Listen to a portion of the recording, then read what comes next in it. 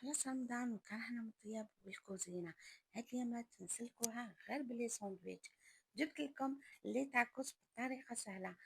في مقلاة ضفت شوية زيت وحطيت الفيونداجي، درت له سنينة توم وملح فلفل كحل ونخليه يطيب.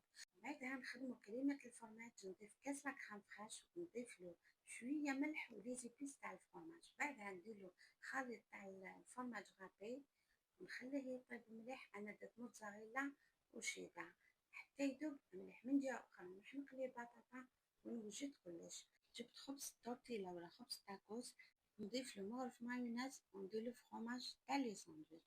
بعدها نضيف البطاطا ونزيد نضيف فوقها الفيونداشي ونزيد نضيف مغرف تاع الفرماج اللي كنا خدمناه، نعمره من الداخل باش يجي الداخل مشمخ. نروح نحكم التاكوس تاعي نغلقو مليح كامل على الجوانب كيما راكم تشوفوا، نغلقو بيان. بعدا نروح نوجد البانينوس تاعي نديرها تسخن. اللي ما عندهاش بانينوس تقدر تستعمل الطاجين تاع الخبز اللي نديرو فيه تاع الحديد، فيه هذاك الخطوط هذاك تقدر تريسي به. نروح نحطها نبريسيهم مليح حوالي 2 دقائق، نعاود نحل عليهم نصيبهم مبريسيين مليح.